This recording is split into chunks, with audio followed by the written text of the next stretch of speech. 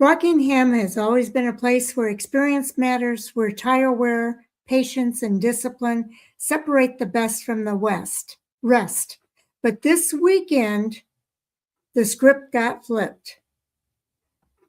The young guns didn't just show up, they took over.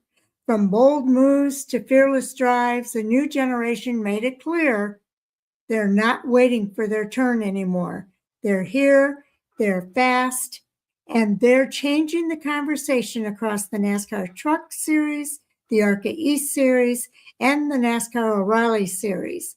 So the question is, are we witnessing the beginning of a youth movement in NASCAR or just a flash of what's to come? Let's sound off. This is Hot Topic Sound Off, episode 2610, Young Stars Rising.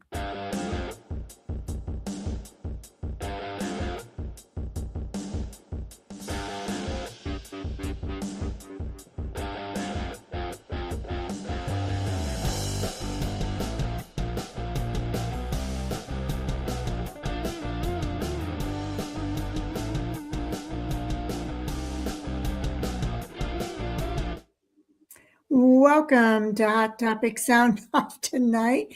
We're glad to see everybody again, and we've got a lot to talk about here tonight, Jay. We do. It was a great weekend of racing, some expected, some not expected, some surprises. Roll it all into one package, and you had a great weekend at the Rock. You sure do. Okay, we're going to start with the Truck Series tonight.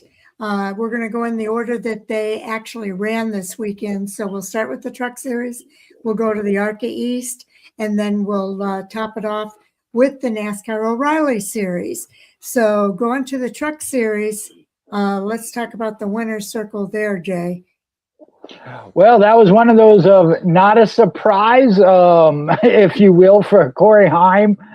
We knew he was capable of it. We know he is.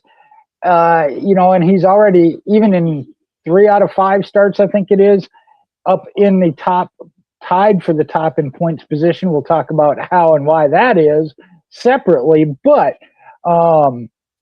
it wasn't a surprise, but I think what we saw was some competition. It is not a runaway, if you will, like outright dominance that we've seen in the past. He's still getting the wins, but it's not the dominance that we've seen in the past. So I'm encouraged by that. I'm happy for him. And again, all that does is leads to another hot topic. Why does he not have a full-time ride in another series? Yes, that is a big question.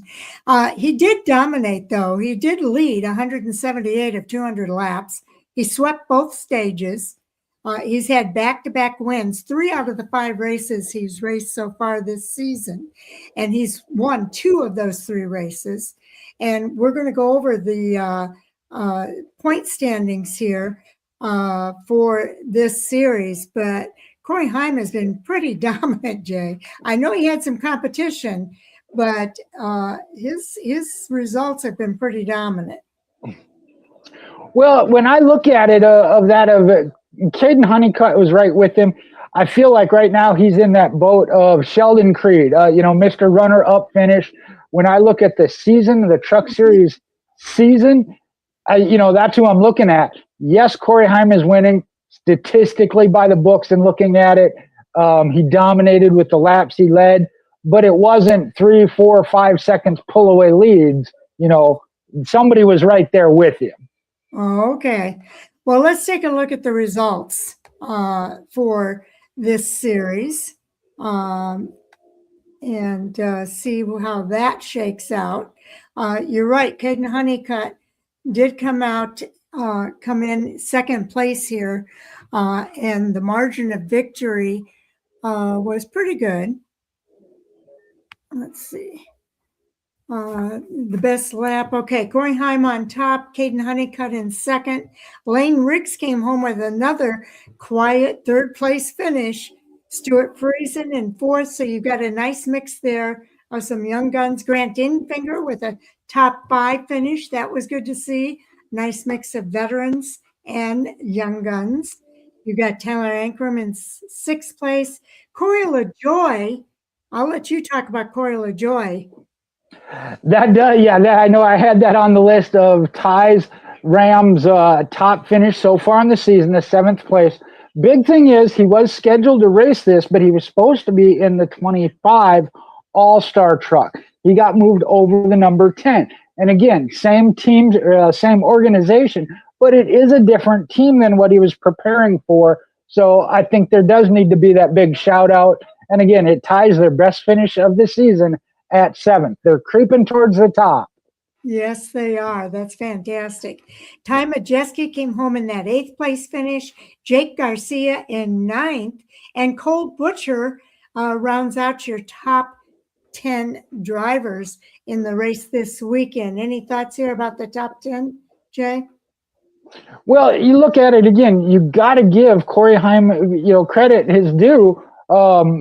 Until somebody does put him in full time, why not come back and dominate and pick up extra money? Again, he picked up the Triple Truck Challenge money, and I believe is going to be at Bristol and go for the big money. And we're going to talk about that. He's only got, he's the second driver to even do 2 in the same year. I believe he now stands alone as the one to win it the most times, and has that shot at being the first ever to get all 3 in 1 year and get that big money. So shout out to him. I can't say I want to see him win again, but if he does, I'm happy for him. What I look at there is the series as a whole. Caden Honeycutt mentioned, kind of becoming Mr. Runner-Up, I think is one of the strongest contenders when we look at the season-long championship, the chase. Lane Riggs getting back on track. Stuart Friesen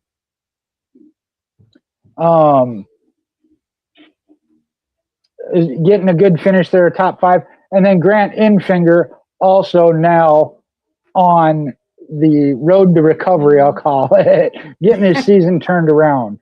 Yes, and happy for that, for sure. Okay, All Sports Whole Day says hello. His running order this week. Truxie 5 out of 10, O'Reilly a 7.5 out of 10, and the ARCA East at 6.5 out of 10. He likes Corey LaJoy's 7th place finish in front of 12 people in the stands. Good job. And attaboy Grant. There we go. Yes, I agree. All right, I'm with you on 2 out of 3, All Sports. I don't know why you so hard on the Truck Series with your rating. I take that back. I know what you're going to come back with, and I get it. Because, yeah, Corey Heim was out front for a majority of the race. I get it. Okay, so I like that we had some veterans in there as well as some new names in that top 10, Jay. I think that was the biggest takeaway from all of this. There are, and I think we're going to start seeing more of that. Tyler Ankrum, it's been a while. I know that was last year's defending winner. And then Jake Garcia and Cole Butcher. Butcher as a rookie. That's another one, I think. Give him time, and I think we're going to see him become one of the regular names we talk about week in and week out. According to All Sports All Day, he says the last 3 laps should not cloud people's judgments in the Truck Series. I thought it was an exciting finish. Like I said, I understand where fans can come from of that. Yeah. And yeah, it looked like it was going to be a closer race there at the end, as you mentioned. So I get that. I'm not gonna rag on you too bad. I'm still gonna rag on you, just not real bad. Okay. So even driving part-time, I think we can all agree that right now Corey Heim is kind of the best of the field. And I think that's one of the big takeaways. A part-time driver is now leading the series point standings, but he is tied by a full-time driver, Caden Honeycutt, and we'll talk about that a little bit more later. But he's now got 2 straight wins in the Triple Truck Challenge as well, giving him $100,000 as a bonus from this week. And next week he can win another $350,000 added to his $50,000, his $100,000. That makes it a $500K at Bristol if he gets a 3rd victory. And there too, give a shout out to him. Not only is he part-time, not full-time, but is actually also swapping teams within the same organization, but a different team. I think they said that's his fourth different crew chief now that he's won with. So you got to give him credit for that. Absolutely. I mean, we're watching a phenomenal driver do phenomenal things. Heim could make history coming up at Bristol. If he could be the first driver to sweep the Triple Truck Challenge and win 3. We were talking about that in the pre-race.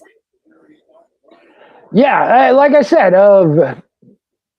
records are made to be broken. Right now he's tied with Sheldon Creed, the only driver to even get 2 in the same year. Again, I don't know how many each has, but I believe they were tied, and that Corey Heim now leads 4-3 total. But Corey Heim's had all come in 1 per year. So he's already got 2 this year and could be the only driver to do all 3. Yes. Would make history, and you can't take that away from him. You just can't. It's a phenomenal thing. If he does it, I'm hoping that he does, because we have not seen that before.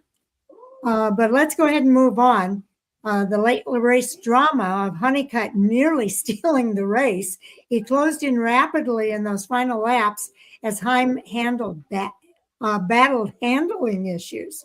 His tires were starting to go, and he had to really work at it at the end. The finish turned what looked like a blowout into a tense, pressure-packed ending.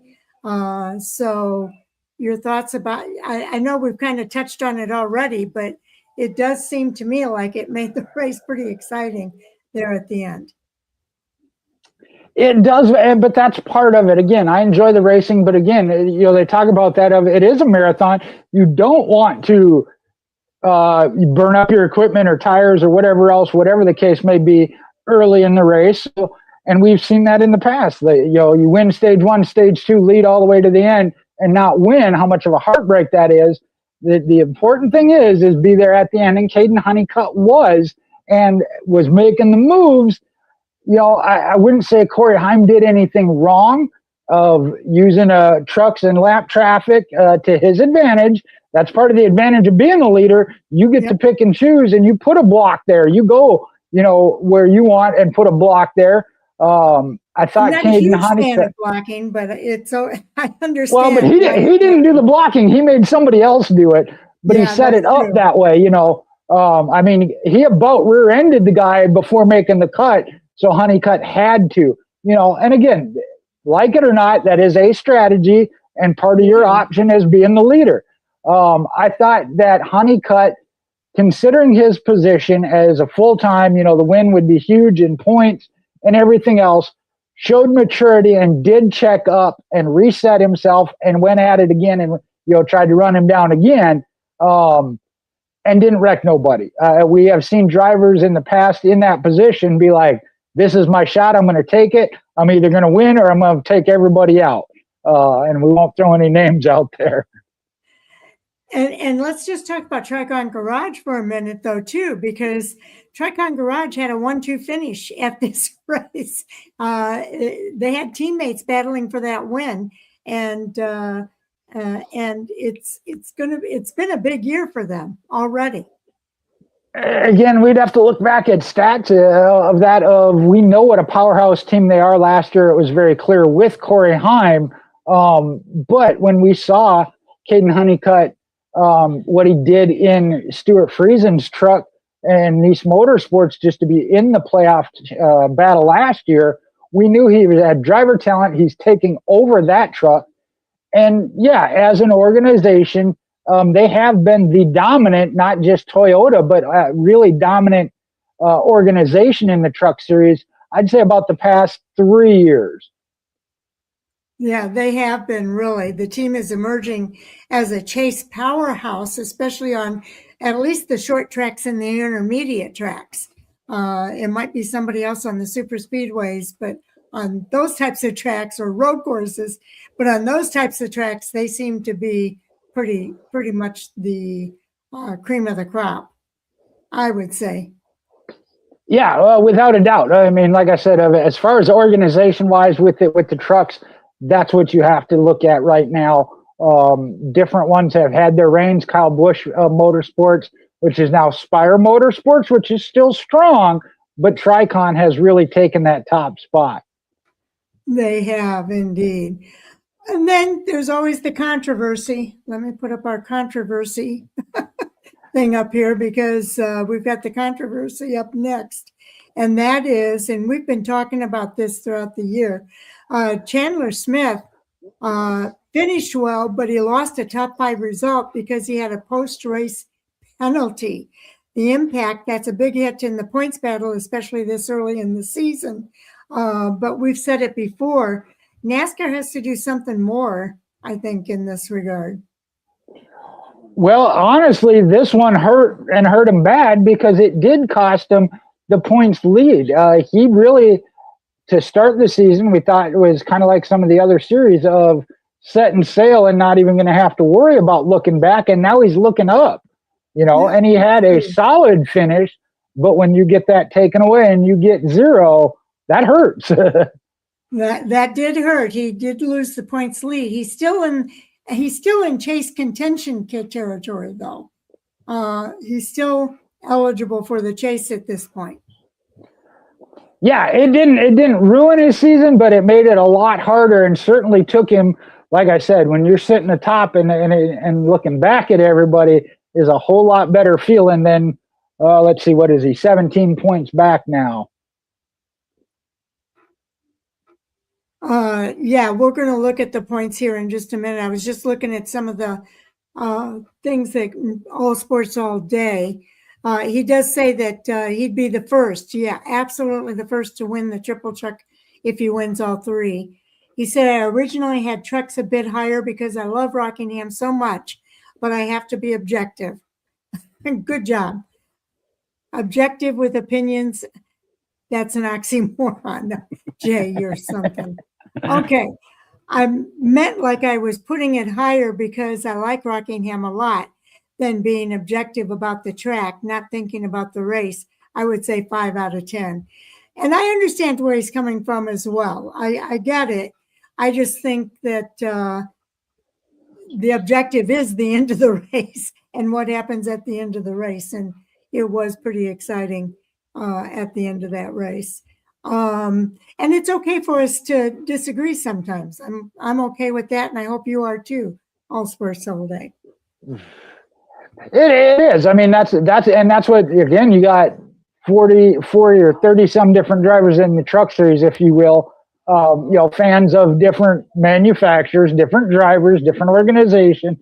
That's what really makes this racing thrive. Is that I'm not one of if you're not for me, you're against me. I respect the fact that there's that difference and enjoy it. Absolutely. Okay, I do want to take a look at the points report too, because we've been talking about it. And real quick, I'm going to pull that up here so that we can look at the Truck Series points. Share that screen. Okay. And here we go. Here you've got Corey Heim and you've got Caden Honeycutt absolutely tied at the top of the points here. You want to go through the rest of it, Jay? All right. You mentioned Lane Riggs having another solid finish. He got himself into third last week, I believe, stays there at 179 points, 11 behind the leader. Chandler Smith, mentioned, dropping back to fourth, is now 17 back. Ty Majeski, minus 22. Then there's a bit of a gap, 6th through 10th. Gio Ruggiero is minus 41. Christian Ecke's minus 47. Ben Rhodes started off so strong. I don't know what's gone wrong there, but they kind of got to get theirs back on track in 8th at minus 52. Then Stuart Friesen trying to build and get back, even with his good run, is still in 9th at minus 71. And Justin Haley at minus 76. The thing right there, that close battle. Then in 11th, 1 point behind Justin Haley, is Tyler Ankrum at 113. Grant Enfinger now up to 12th at 109. Jake Garcia, 106. And that's right in and near that cut line Now, that cut line is actually shifted one based on Corey Heim. He is accumulating truck points because he isn't a full-time driver in any series, but he is not chase eligible because he is not running all the races. Remember, that is still part of the agreement. You have to attempt to start every race, and he is not. So he will not be eligible for the chase. He's eligible for the Triple Truck Challenge because he does have his points in the Truck Series, but not for the chase. Okay. Now, what I want to point out here, though, is that we've got a lot of drivers that are moving up. Corey Heim did move up 7 spots. That's huge, even though he's not going to be chase eligible. Chandler Smith, we mentioned he got that penalty that moved him back 3.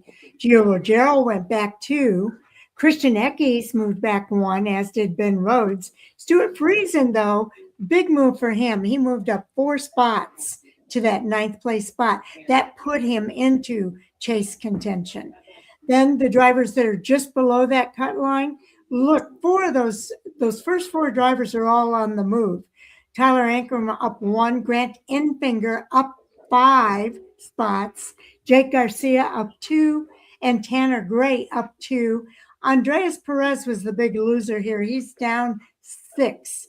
And then Cole Butcher, who had that 10th place finish, he moved up 4 spots.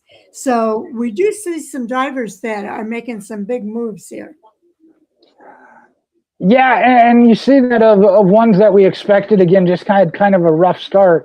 5 positions for Grant Enfinger is huge. And if you want to pull up All Sports All Day's most recent comment, I'm going to respond to that.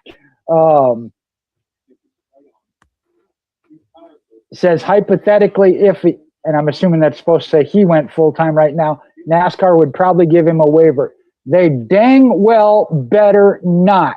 Not because after they Grant, exactly. Yes. Sharon's with me. I know All Sports, you haven't been with us that long. When Grant Enfinger, and he tried, he just could not get a truck and a sponsor and missed 1 race, and they would not give him that waiver. So I would raise some serious heck if Corey Heim were to be given a waiver if he were to request it. But that is something. I will say this, though. Go ahead, finish off your thought. But I brought that up because Bob Pockris actually had to shared that 2 or 3 times of making that very clear that he was not eligible for the chase. Oh, okay. Well, there is, and maybe they'll stick to that, but there is new management at this point too, as well. I never said they should, just saying they probably would. They better not. That would be an absolute destruction, especially from my part. Sharon, you would have to get that beep button and edit everything out because I would lose my mind. Yeah, that I know. We were really disappointed when they did not grant the waiver for Grant Enfinger, and no pun intended there. But when they didn't give that waiver to him in that season, it was heartbreaking for me, and I know it was heartbreaking for Jay. And so if they were to let Corey Heim get into the chase this year, man, it would have to be an awfully good reason because he's missed 2 races. Grant Enfinger that year missed 1 race, trying to do everything he could to get in. If I'm not mistaken, he showed that he had even tried to get a ride for that race. Like, I mean, he did everything he could to get a spot in that 1 race that he missed. Couldn't make the deal come together in a short amount of time. All Sports All Day says, do either of you know if Sanchez has won after missing the past race at O'Reilly? That's a good question because no reason's been Given for why they did not race last week at Darlington. By the rules, if it is not for a medical or personal whatever, birth of a child, I think is one. Okay, that's what he's saying. It's sponsorship. And no, that was Grant's issue. Yes. Again, they set the standard with Grant Enfinger, and they dang well better stand by it. I hate it for Sanchez now. Yeah, we assume that All Sports All Day. that's where it came from, especially after their deal for a partnership or being bought out fell apart as well. But Yeah, that he is says the he heard that standard. it was that, but he's not 100% sure that it's that. And neither are we, because no reason has really been given yet. But it very well could have been. I'm not saying it's not. I'm just And saying that we've had no official word on it. and that goes back to they didn't accept it for Grant. I understand, like you said, Sharon, it is new leadership, but boy, it better. Oh man, I would go full bore. I'll tell you that now. Yeah. Just found out it was because of sponsorship and they have not got a waiver. Okay. Where'd you find that out, All Sports All Day? Like I said, I can't imagine they would. We've seen that in the past. I mean, I hate it for Nick Sanchez. I feel horrible for him. I think he was doing really well in that car, and had the possibility of making it a good season. So I hate it for him as much as I hated it for Grant. That became a hot topic quick, didn't it? Okay. He says he just found out that it was sponsorship and they have not got a waiver. And if they stay true to what they've done in the past, then that waiver should not be there for sure. Okay, let's move on here with our Lane Riggs. We talked about, he's quietly impressing. He is, it's always great when he wins. He's always super excited, as anybody is when they win. But scoring a strong third place finish this week, and why it matters, he continues to build momentum and could be a sleeper moving forward. I don't know if I would call him necessarily a sleeper, Jay, but he does seem to be quieter than usual this year.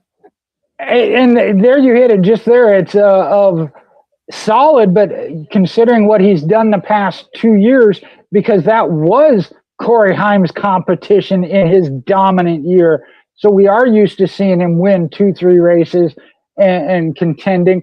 We know he had a really rough start to the season. So right now, I think they're in a good place of just gaining and taking back what they can little by little. I think by the end of the season, you're going to see him back in contention for wins, along with Caden Honeycutt, whose first win is definitely coming.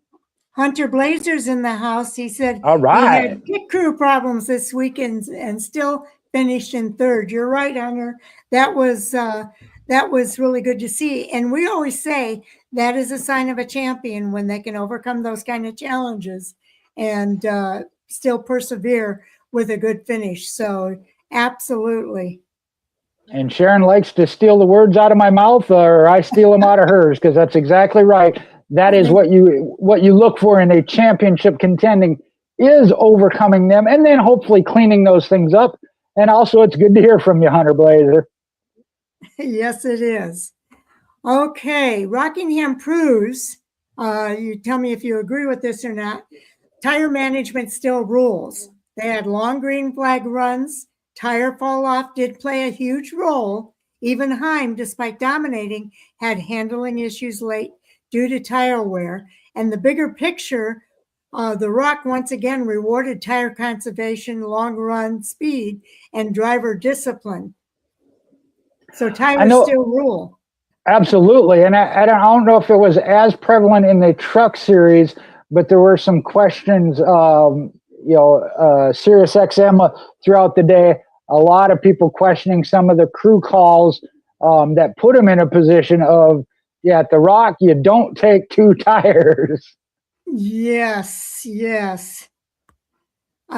says, All Sports All Day is asking, should it have been a caution?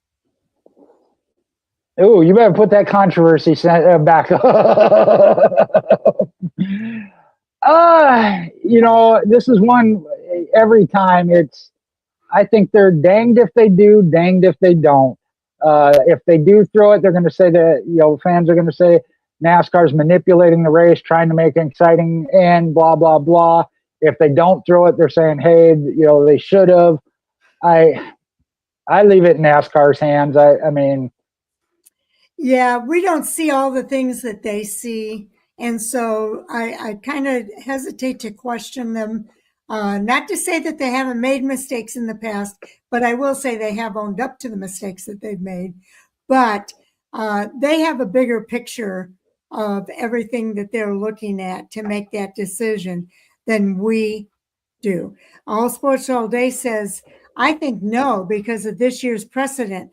They called it way too early anyway. He saved it with no one behind him. I think that's supposed to be behind him. And you're right. I think that does fall in a trend of this year of they kind of have, as they say, kept it in their pocket a little bit longer because they've taken such heat in the past. And I'm okay with that as long as safety and driver safety and everything else is never compromised.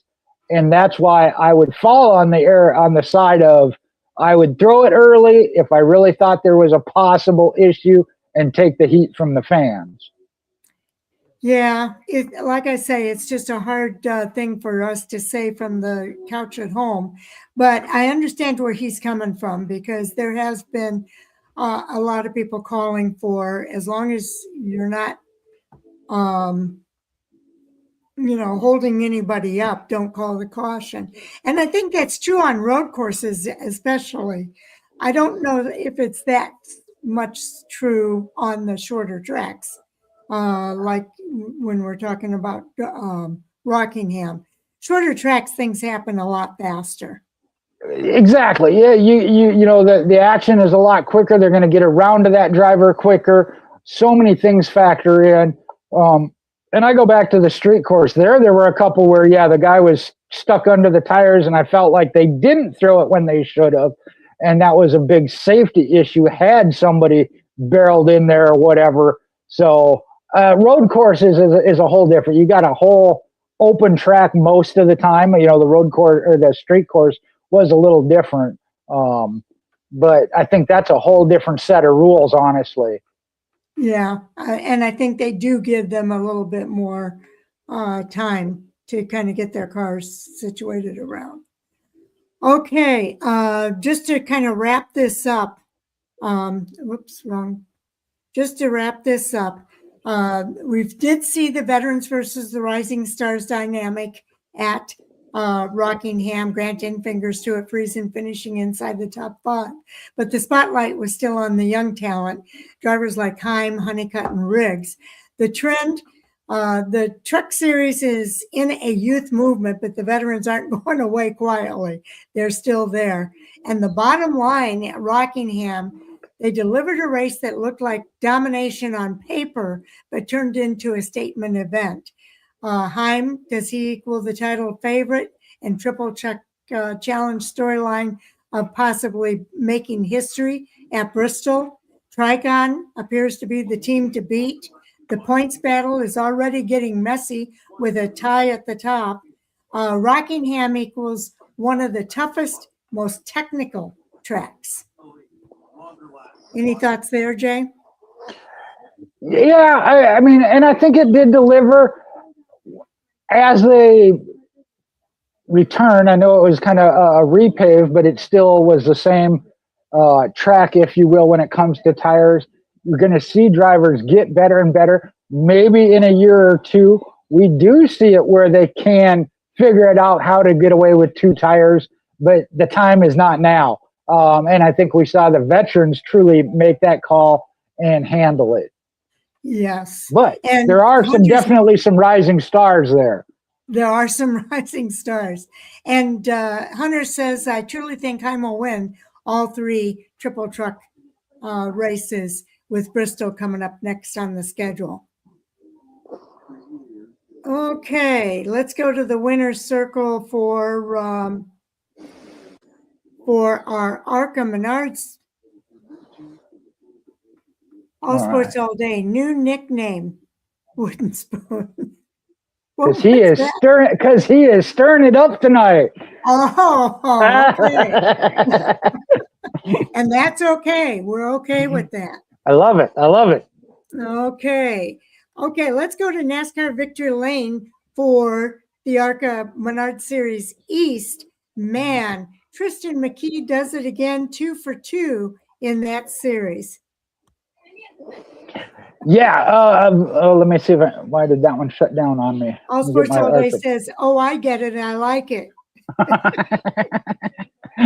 Talking about the ARCA Menards East Series, this was a little bit different than what I expected. We knew the talent was there with Tristan McKee, thought there would be a little more competition like we saw last week from Max Reeves. They had a problem, but my takeaway from it was Tristan McKee didn't do a lot of talking on camera. He does it on the track. Yes, he does. He gets the results. He dominated the race by leading all 125 laps from the pole. He's letting the results speak for themselves, as Jay said. 2 for 2 for the season. This was a little bit different than Hickory, though. It wasn't a late race steal like he did at Hickory. This was complete control of the race, showcasing elite pace and execution. Yeah, and that's what, especially at a track like Rockingham, I don't know that any of these drivers, I know some of them have experience at Rockingham and other groups, but to see that kind of maturity from a young driver, whether you got experience on the track or not. And again, I go back to Harrison Burton and Todd Gilliland, and at that time it was the Canon Pro Series. I mean, that was something they learned at such a young, early age. If you want to lead out front, I'll run second until it's time, and still had their equipment. And I see Hunter Blazer there. I get it. Max Reeves had a tire issue, got laps down, but he led all 125 laps. I think McKee still had him beat. Yep. Hunter says his competitor got a flat tire and couldn't recover from it in time to contend for the win. And yeah, that did happen. But again, this track is all about conserving those tires so you don't get a flat tire. So the right guy won the race because he did conserve his tires and he was there at the end. Let's take a look at the race results for this race. You got Tristan McKee at the top. Carson Brown, the winner in the ARCA West Series at Phoenix, came in second. And by the way, again, they are competitors of the same team. So Pinnacle Racing came in first and second here. In third place was last year's champion, Isaac Kitzmiller, another quietly contending, consistent driver. In fourth place, Garrett Mitchell, otherwise known as Cletus McFarland. I've never seen anybody, you thought he'd won the race when he got out of that car. He was so happy that he got a top 5 finish, his best finish in the ARCA Series. Wesley Slimp came home in 5th place. Jackson McLaren had that 6th place finish. Then it was Corey Roper. Max Reeves had that flat tire. He was 2 laps down. Only 7 drivers on the lead lap at the end of this race. So Max ended up being 2 laps back. In 8th place, George Siciliano, otherwise known as Squirrel McNutt, came in 9th place. And it was Craig Pellegrini Jr. in that 10th place finish. Any thoughts here, Jay? Yeah, I got thoughts on every one of them. No, there were several there that you mentioned. Carson Brown, we didn't know coming from the West over to race with the East, part of Pinnacle Racing Group, and that question of were they truly able to contend with, I say Nitro Motorsports because that is the continuation of Venturini. Thank you. I always had struggle with that. Venturini, which has been a top-notch organization for years. But then you got Joe Gibbs Racing with Max Reeve. So to see that 1-2 finish for them, I thought was great. But you look at Isaac Kitzmiller, tied his best career finish 3rd, which he was also 3rd at Hickory. You mentioned Cletus McFarland, that's his best finish of 4th. Wesley Slimp overcame a problem with their roof hatch, also his career best finish in fifth.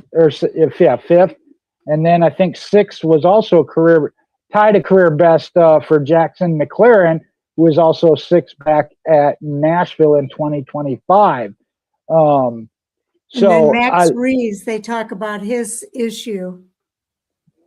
Right. Again, an unscheduled pit stop under green due to the flat tire and finishing eighth. And here's where I say that, and I talked about this last week after his post race, talking about, the best driver, best team, yada, yada, yada. We know Joe Gibbs Racing is a top team, but then for the team to come out and have a mistake like that, I was like, I feel it was kind of karma. Yeah. Well, yeah, he was a little cocky coming out. Some other ones that I just want to mention here, Connor Hall, the number 24 Sigma Performance Services Chevrolet, was knocked out of a potential top 5 finish when he and Michael Maples in the 99 car made contact on the backstretch with 15 laps to go. So he was disappointed to not be able to get that top 5 finish. Gavin Bushell, the 25 Nitro Motorsports Toyota, saw a potential top 5 go awry when he crashed to bring out the first caution of the race on lap 45. Bushell was running third at the time of that accident. In total, there were 5 cautions for a total of 28 laps. The winner's average speed was 94.063 miles per hour, and the margin of victory 1.446 seconds. So, yeah, just to kind of cover everybody there. See, that wooden spoon stirring it up again here. Talking about Nitro Motorsports. Yeah, they did. I mean, again, to take over for Venturini, who, like I said, for years and years was the team in the ARCA Series. And they expanded a little bit to, 5 cars, I believe. So, yeah, they did take a little bit of a setback. I do think, to me, actually, PRG is the one that surprises me of how far they've stepped up. They were right there in contention. I think they've taken that biggest step. I think that Nitro, getting the whole organization together now under their leadership style, again, you were merging a couple different things. They got a lot of things going on. I think we'll see them become one of these top 3 week in and week out. It just may take a little time. Yeah, I agree. He says, I think Nitro is going to be a back burner to PRG and JGR. I would agree with that, especially watching the end of last year in the West Series when Nitro took over Venturini. They do not look like the same team, and I do agree with that. They had... oh, wow. I didn't remember them having 6 at Daytona.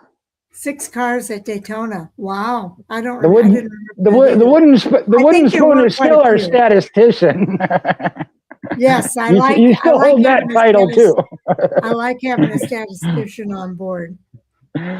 But we've seen that with think about any organization when they expand from 2 or 3 cars. You go through that little bit of growing pain because you are expanding on your resources and whatnot. So I wouldn't say they completely fell off the wagon, but you're right. It was a little bit of a setback, and you could see it, the impact it had on them.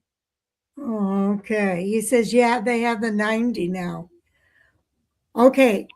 Up next, I've got a big question for everybody with regard to Tristan McKee, because he did dominate that race. Is anybody, and he's won the first 2 races of the season, is anybody capable of beating McKee right now, or are we watching a breakout star take over the series? Jay? Oh, he's definitely capable of being beat, because as we saw, in week 1, it was a 3 car, and technically he was third, in the mix, but as you said, kind of stole it. It shuffled his way. Again, capitalized on it. I think this one made a statement as far as, hey, I can run up front and dominate. But I still think I am not taking Max Reeves out of it. It is JGR. Like I said, I'm aware of what the powerhouse team that they are, what his talent is as a driver, which has already been displayed. So I think we will see a good battle. But you got to remember, we're 2 races into 8 races. You might have already given up too much of a gap just by that one hiccup. We've seen that in the past. There's less room for error. A 5th to 10th place finish as your worst finish could be the determining factor in the championship. Yeah, I think with just the 8 races, there's less room for error. Pinnacle Racing Group is flexing some serious muscle. We've talked about that. McKee and Carson Brown finishing 1st and 2nd. Brown stayed within striking distance, but couldn't get around McKee even in traffic. The team now has multiple wins in 26, showing top-tier equipment and depth. Is it going to be PRG against the field in these next 6 races? Are they the new powerhouse of the East Series? They are right now. Whether or not they can stay there is the question. Like I said, I think we see Nitro Motorsports return back up there and mix it up. Joe Gibbs Racing, and I just thought about this. We've talked about this in the O'Reilly and in the Cups. They have kind of had a slow start to the season. Again, not bad by any means, just not what we expect from top-notch JGR equipment. So when they get back series, they're certainly back in that direction. And then you have, and I don't even know what team it is, Isaac Kitzmiller just run 3rd, and that's how he won the championship last year, run top 5 and not have an 8th place finish, because, again, that could be the determining factor. All right. All Sports All Day says Max Reeves and McKee could be a generational battle this year since Gilliland Burton days, maybe. And he says they're the new powerhouse of all ARCA series besides the rest races they don't run. But they did run in the West, at least for that season opener, because Carson Brown won for Pinnacle Racing Group in the ARCA West this year. I don't know if they're racing full-time or not. Yeah, I don't know on that either. But I like the CR7 Motorsports, same as Infinger. Right. I like the comparison when you talk about the generational battle of 2 young drivers of Gillen and Burton. Like I mentioned, we saw that where Todd Gillen actually ran for both the West and East titles, and we saw some great battles between the 2 of them. He says, yeah, but they're not running the short tracks, I don't think. They didn't last year, at least. Okay, and that's possible. Okay. Now, throughout the rest of the season, again, I don't know what scheduled races they have of Landon Huffman. We saw him mix it up with these top 2 we're talking about. So if he gets some more starts, I think that could get real interesting. And I think Landon was the one that was with CR7, right? That might be. That is. Let me see if I can pull that up. Well, our statistician will. Okay. Yeah, let's see if he comes back. Isaac. Oh, Isaac, he's saying, is with CR7. Isaac is full-time, as far as I know. Yeah, Isaac Kitzmiller is definitely full-time. He's the defending champion with that 3rd place finish, backing up a strong start to the season. He hasn't matched McKee's dominance, but he's been consistent and in position. Consistency versus dominance. Can Kitzmiller outlast McKee over a full season? And I'm not sure if McKee keeps winning, if that's going to be possible. No, and again, I'm taking nothing away from his championship from last year, but we did see that Tristan McKee and Max Reeves being part-time, getting wins, but not running full-time. So there it is, that show up weekly and build those points. Obviously, right now, what is the points gap? 14, Tristan McKee, 14 over Kitzmiller, 15 over Max Reeves, and then 22 over Jackson McLaren in 4th, and Craig Pellegrini with 2 top 10s is minus 27, tied with Destiny Spurlock at minus 27 as well. So that tells you right there. I mean, if you're winning, that gives you that little bit of an edge, the points, whatnot. And I know the ARCA awards points for pole position, I believe, and a couple other things. So being up front and running up front definitely matters, and they are full-time. Yeah, Isaac Kitzmiller to defend. He's going to have to get into victory lane. Oh, okay, I agree. I 100% agree with that. So they've Hunter always Blaze. been a full season. Yeah, I agree. Is ARCA Menard Series now like Cup no longer win and in for the playoffs? Is the chase now? I don't think they have a chase program in the ARCA Menards platform. That is for the top 3 series only. The ARCA Menard Series, as well as their 2 East and West, are all strictly still season-long points. There you go. Yep. And I don't think they need to change it. With what we've seen in the past couple of years, especially this year in the East, I know we've talked. The East has had some one-driver dominant seasons as of late, but I don't think they need to go to the chase because again, they're only 8, 11, and 20 races long for their season. That's true. Yeah, especially when it's just eight races in the season. Okay, now Cletus McFarland had a breakout performance. Like I say, he got out of his car and you'd think he'd won the race. He scored a career best 4th place finish. He kept his car clean. He didn't get into any incidents. He ran competitively all race. A big step in his forward in his stock car progression. Is he a legit contender or a feel-good story? Either way, it got people talking. Is he really ready for the O'Reilly Series? And I think he answered that with the race he ran. All right, so we're talking about the ARCA Menard Series East race here, right? Yes, and good job. Good job. You showed some talent. You showed the capability. We're talking about the ARCA Menards East Series here. Yes, I think he can, and he's shown that even in the ARCA Menards main series, he could run solid top 10 there again to step up. We'll get to the O'Reilly Auto Parts. Yeah, we'll talk about O'Reilly later. But yeah, a top 5 contender, race winner, TBD, All Sports All Day says. He hasn't won yet, but you never know. He might continue to progress forward, especially in the second half of the season.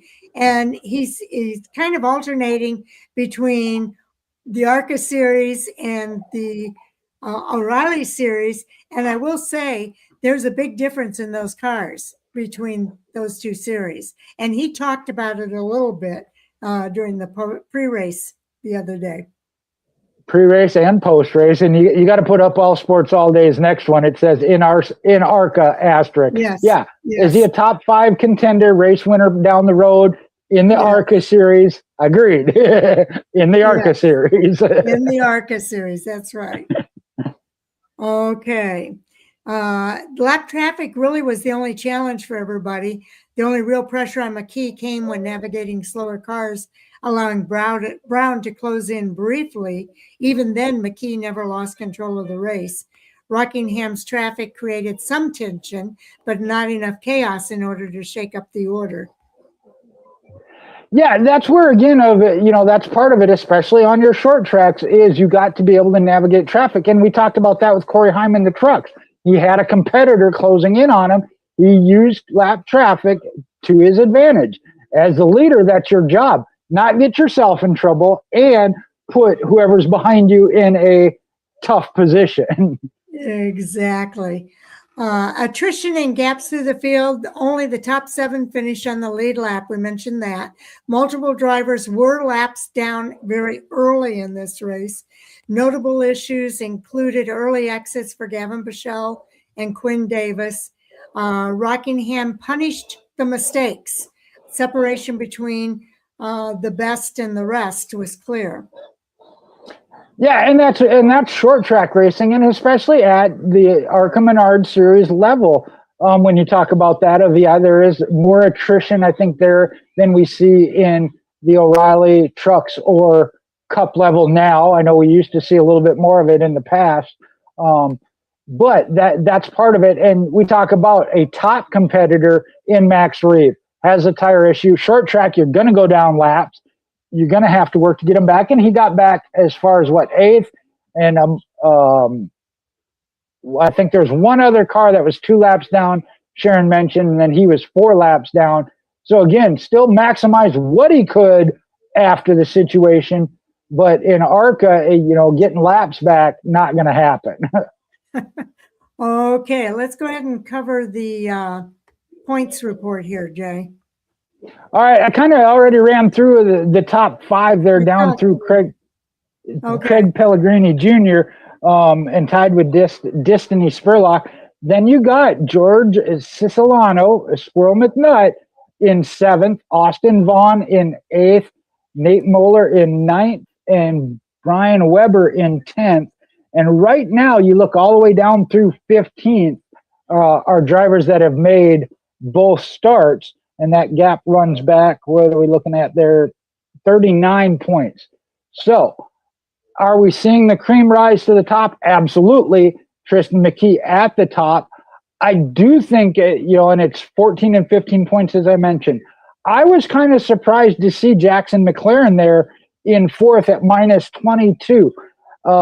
Again, keep having solid days, not having that bad day, and we might see him get into the top 3 like Isaac Kitchmiller has done, of be steady.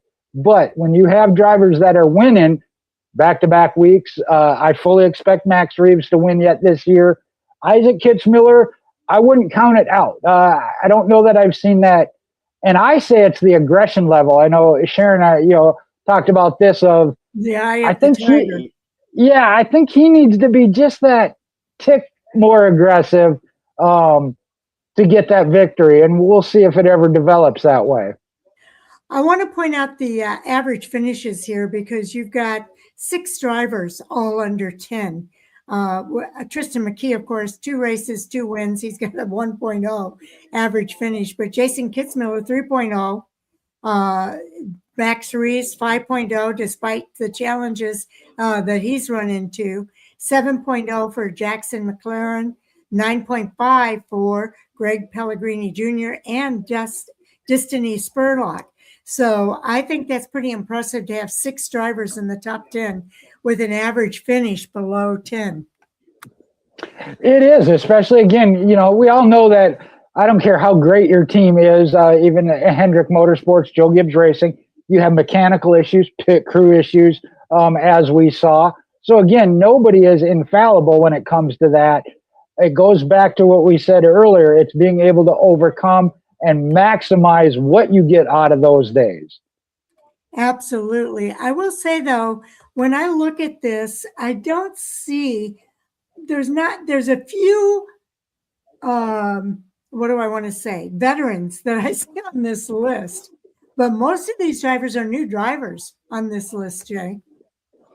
They are, and that's what this series is about. And I know that's why we've seen in the past of, especially when they are talented drivers like Tristan McKee and Max Reeves, we only see them there for a year or 2, and then they move either to the main ARCA Menards series, or even already we see a couple of them getting spot O'Reilly starts. And if they do good, they're jumping right into that. But we don't see veterans of the series because, again, it is kind of that developmental stage. Last year we saw Reeves only run 3 or 4 races here, 3 or 4 races there. So we don't see drivers. Kitzmiller, this is his 2nd year full-time, and we'll see where that goes. I think back in the ASA days, Eddie McDonald and Gary St. Amant, they were there in the ASA series forever. Glenn Allen Jr. Johnny Benson did eventually move up. I think Glenn Allen had an O'Reilly at that time. I think it was a Busch series back then. I'm old. Yeah. Well, I will say the youth movement does seem real, especially in this ARCA East series. Bottom line here, Rockingham was a little bit of chaos. It was also a statement race, a dominant driver in McKee, a dominant team in PRG, and a field already playing catch up. It almost seems like McKee versus the rest of the field at this stage. We're a quarter of the way through. Wow, I hadn't done the math on that, but you're right. That is actually a quarter. Again, it's a short 8-race season, so I hadn't thought about it from that perspective. Okay. So let's go back to Victory Lane here with our NASCAR O'Reilly Series and our winner there. Okay. Hey, hey. I knew you would be delighted. And I William didn't Sawalich. I didn't know if you had watched. I wanted to shoot a message. I was like, I know I I got wouldn't it. want her to me, so I didn't. Well, and I felt the same way. I wanted to shoot you a message, and I was like, I don't want to ruin it for him, so I'm just going to stay silent. But yeah, I didn't know if you'd watched it or not. But William Sawalich breaks through. He earns his first career series win in dominant fashion. He took control after a late race restart and pulled away over the final 79 laps, showing race winning speed when it mattered most. This feels, and I'm sure you'll agree with this, Jay, a next star arriving moment in the series. Yeah, most certainly. Again, thought it was coming towards the end of last year. Again, started out a little rough this year, and he acknowledged that like 5 to 10 times in his post-race interview. You know, the struggles they've gone through, but the team has stayed behind him. He with the team. So first, I just want to say it was very rewarding. Again, pit call maybe took out one of the top contenders, but you got to do what your team needs to do, and they did, and they showed it there at the end, making the right calls and managing it. Yep, absolutely. He managed the race. And Hunter says William was top 5 car, then drove away for the win. And he did. He really did a good job of managing that race, I thought. And a lot of times at tracks like Rockingham and Darlington, they say you got to race the track and not your competitors. And I think that's what he did throughout that race. And it really paid off for him. Now, I do want to share the race results for the rest of the field. William Sawalich, Joe Gibbs Racing, number 18. He gained 71 points in that race. He's now at 71 points. His win margin, 0.863 seconds, and he led 80 laps for the race. Jay, you want to? Here, I'll cover the race results. You do the points. Okay. Brandon Jones came in second place. Then it was Justin Allgaier, a couple of your veterans. Raja Caruth came home with that fourth place finish, but not without controversy, and we will talk about that. Carson Cavapo came in fifth. Then it was Sheldon Creed, Taylor Gray, Parker Retzlaff continuing to be impressive in that Viking Motorsports number 99 car. Then it was Ryan Sieg in ninth place, a great finish for him. And Corey Day, another great race. But again, we'll talk about why he finished in 10th. And then the top 12 here include Austin Hill and Sammy Smith. So this one does have a nice mix of new young rising stars versus the veterans.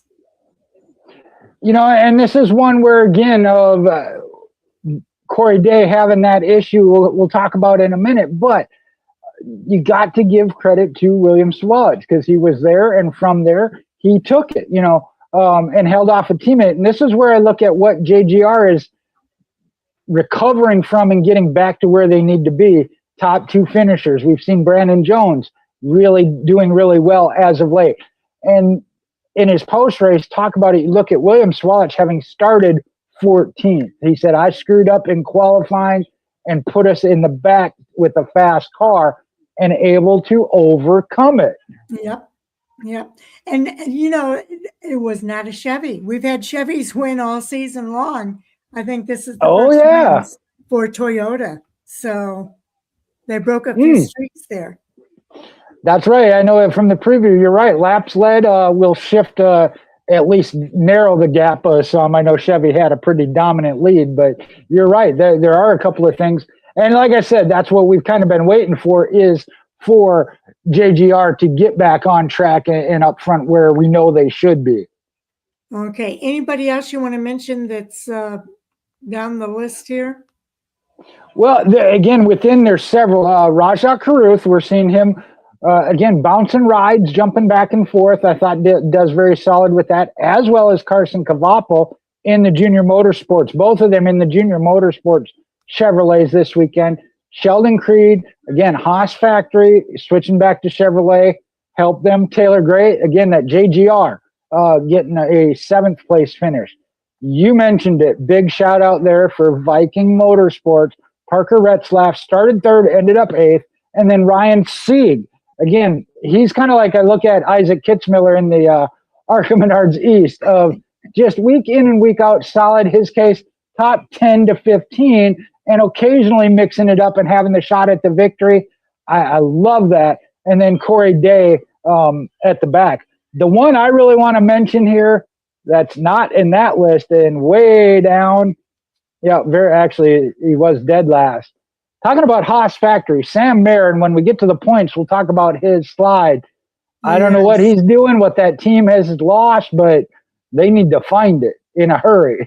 Yes, they do. And I know he wanted to just quit at one point, and they had to talk him into, staying with it. But he did eventually end up out of the race. Patrick Sarpoli had that 34th place. Cletus McFarland finished 32nd here. We'll talk about him in a minute. I just wanted to point out where he ended up. Jesse Love had a situation. He ended up in 27th place. Brent Cruz, some of these finishes don't reflect how well they were racing. Brent Cruz with the 26th place finish. So Jeremy Clements had a horrible wreck.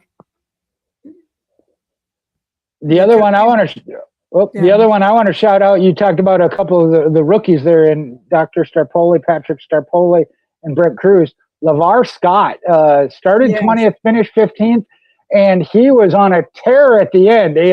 It's really bad when you get a really fast car there at the end and you storm through the field just to get to 15th.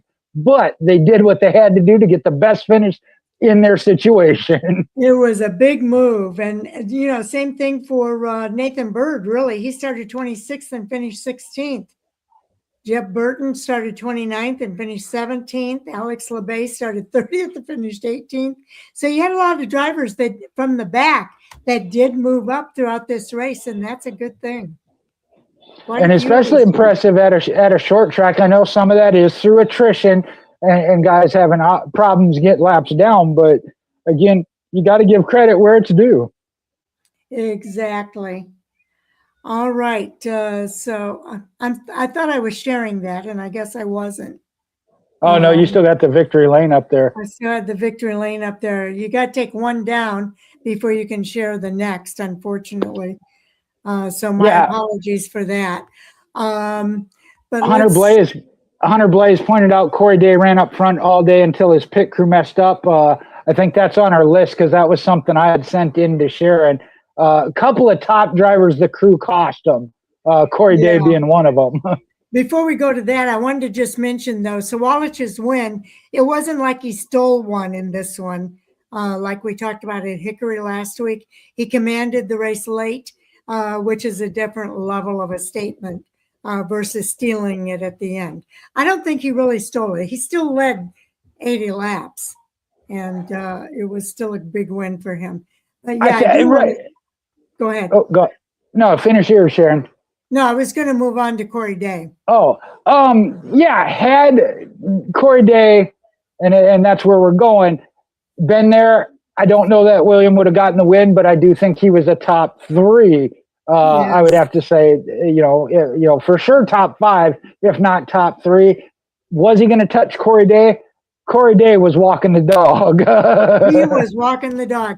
He was the pole sitter. He led quite a few of the laps. It doesn't say here how many laps he led, but he did sweep both stages and led in the early portion of the race. It was that slow pit stop during the stage break that cost him track position and ultimately the race.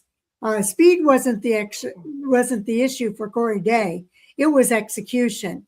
Another example of how Rockingham punishes even the smallest mistakes. And it doesn't necessarily have to be a driver mistake. mistakes on pit road are costing some of these drivers.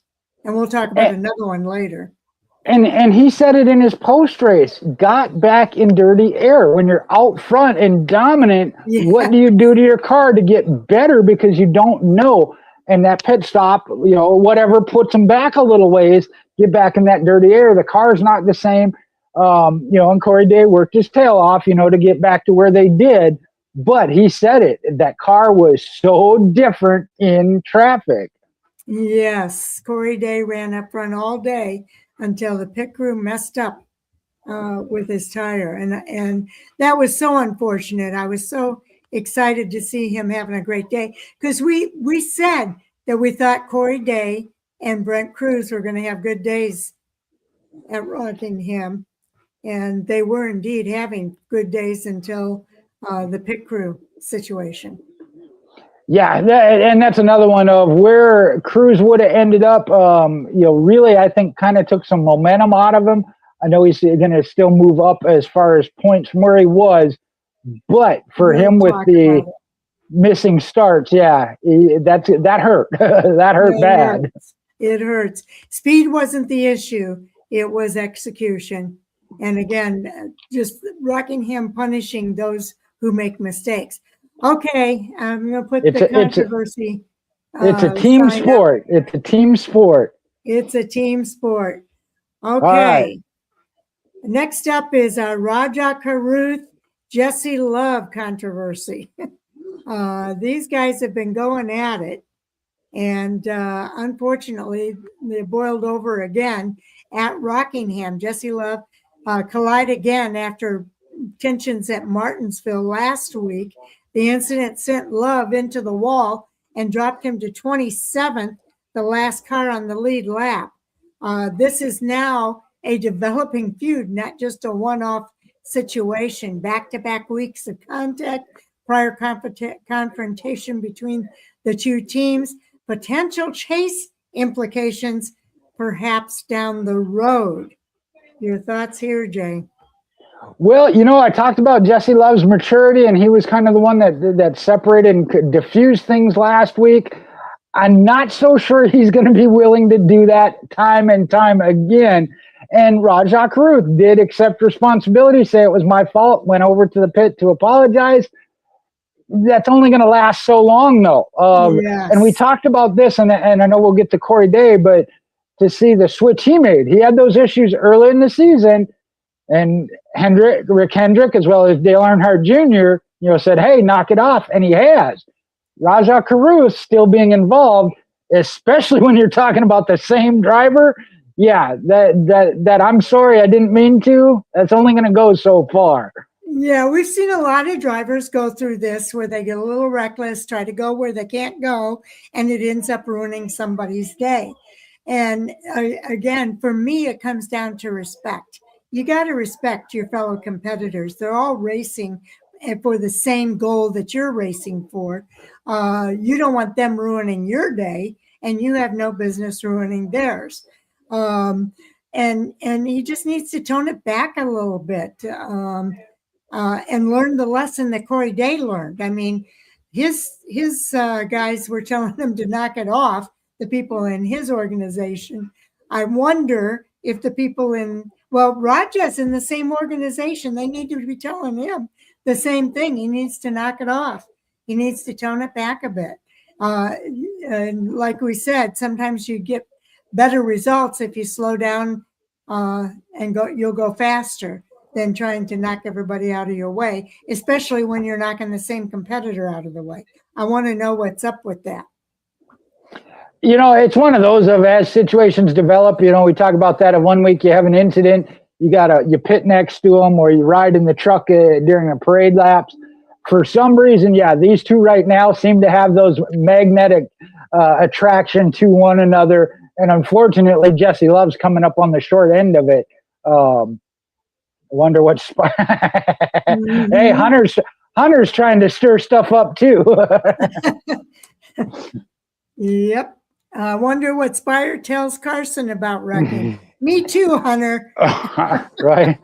In some cases, they're not going to try to tone him down because They want him going after that. They want a driver that's hungry, but you don't want to make enemies, because enemies on the track with you are not going to help you win championships. The one thing I want to say here with Rajah Caruth, and it wasn't directly in comment to this situation, but just made a comment in general. And I'm not trying to make excuses for him, but being that he is bouncing back and forth between teams, he knows that the junior motorsports number 88 gives him a better chance for the better finish overall. So when he's in that car, is he trying too hard to make sure he gets that max out of that car and then just maintain when he moves to one of the other cars? And honestly, I think that's what it is, and I think that's what it is. I think there is a little of that in there. He knows, I'm in the junior motorsports car this week. I got to get me the top 5 the car is worthy of.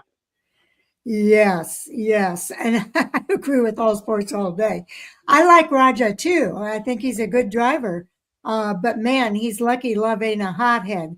And I agree. Love has been pretty level-headed, but that's only goes so far. Yeah, exactly. Yeah. That's only going to go so far. And we've seen it with other drivers. I remember Noah Gragson when he kept saying, "Oh, my mistake, sorry." Yep. And then he'd go out and do the same thing the next week.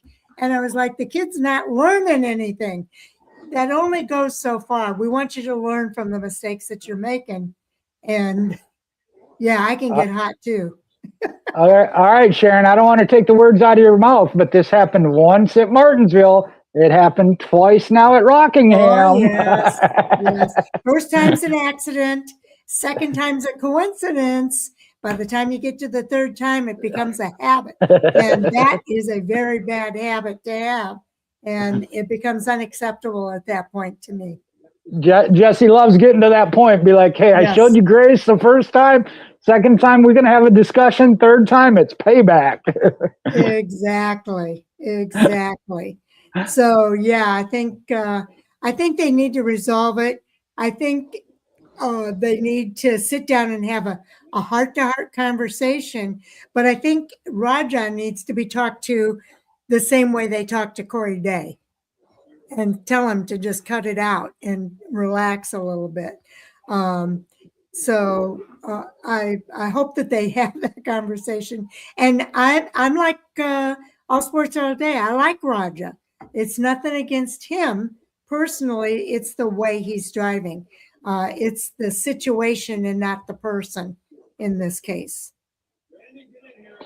Yeah, and I don't know, looking down there I know I had put it up there. I think maybe I put it up wrong. Brent Cruz won, but that should have been under Corey Day, of already seeing him show that maturity. Because again, we saw him involved in incidences in the first couple of races. You mentioned some of the top ownership as well as Dale Jr. of leadership calling him out, and we haven't heard or seen that from him. He went to just driving and staying out of trouble. We need to, like you said, see that same thing from Rajah. Yes. Okay. Next up, we've got Junior Motorsports. They've had insane consistency. And even though they broke their streak of wins, they still had 3 cars in the top 10 again. That does extend their streak to 65 consecutive races with at least one top 10 finish, which is second best all time. And even without a win, this team still continues to be the benchmark for consistency and a weekly threat across multiple cars. And you look at it talk about 3 in the top 10. Sammy Smith started 19th, but was 12th. So 4 cars in the top 12. Yeah, again, is it what we get with Junior Motorsports top level dominance? No, but they're not that far off. You're not going to beat them, when they got 4 in the top 12. No, they are right there. And it's pretty amazing how they've been there consistently over an extended period of time, Jay. Yeah, what are we looking at? Let's see, extends this streak. Consecutive races. There you go. Second best all time. they were shooting for 6 in a row, which would have tied them with Joe Gibbs Racing dominance as far as wins in a row. So yeah, they lost those stat streaks, but it's still the consecutive top 10s with at least one. I see them getting that. I really do. What is it? 79, I think, is where it's at. The all-time lead, if I recall correctly. All sports all day. You were listening. Back me up.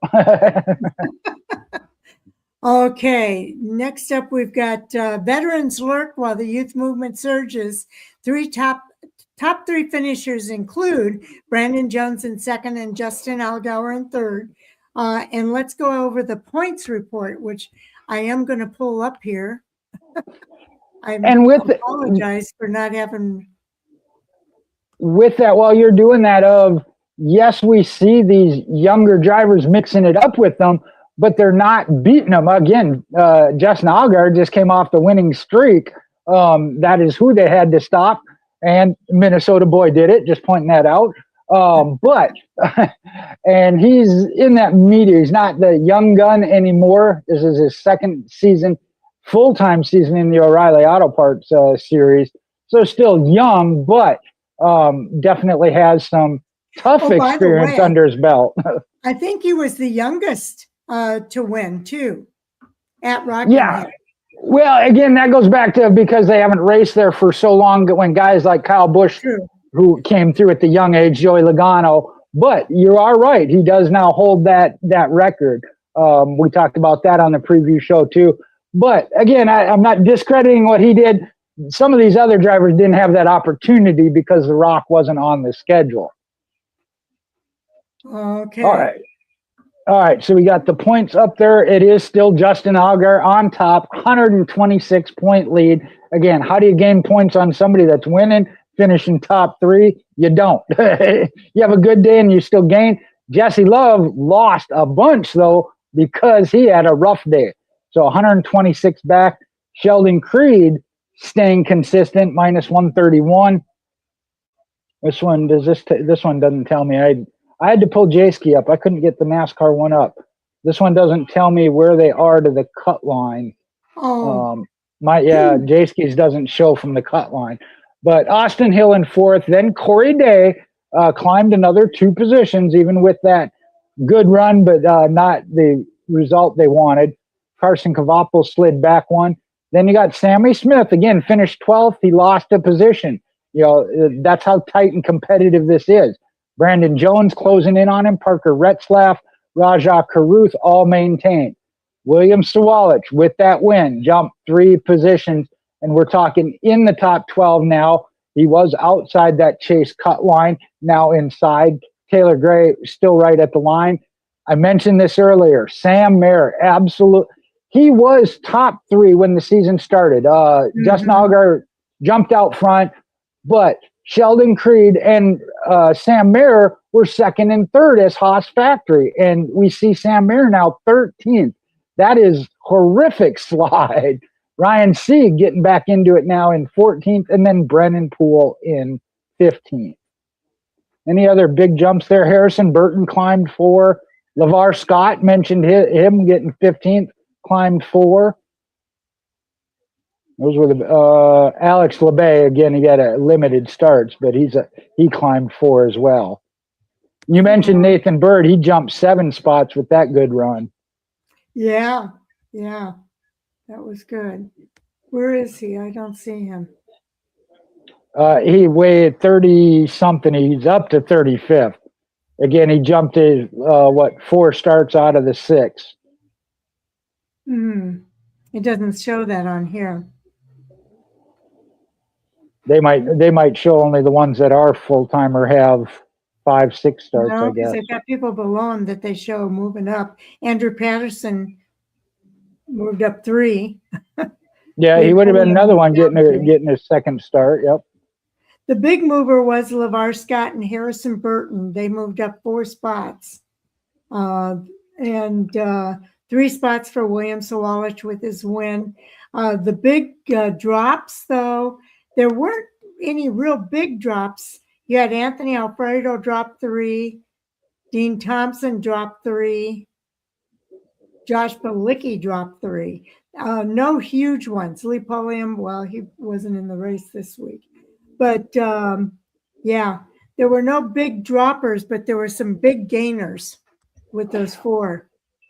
Well, and one I want to point out of Brent Cruz, again, with where he finished, he did gain a spot, but if I'm not mistaken, he actually lost points to the cut line. And Sharon, can you look at there and tell me what he's at? It's minus 71 now, right? Or 73? I don't have that on here, Jay. Oh, that one doesn't show it either? No. Why are they not showing that? I thought that was always on here. And because we talked about that and he's in 20th in points and did move up 1 points position, 114 points. Let me see if I can do the math in my head. Taylor Gray at 203. So that's actually 90 points then, right around 90. Okay. Somebody with a calculator do that for me. Which is going to be a big, it's 308 to 280. Yeah. So with having, not being able to run the full season, All Sports All Day said he's got to head out early tonight. Appreciate you being on here, man. And yes, the last great Coliseum coming up. Okay. Yeah. Next week is Bristol. That's a do not miss. All 3 series will be racing at Bristol next week. And then we've got the ARCA West racing out at Tucson.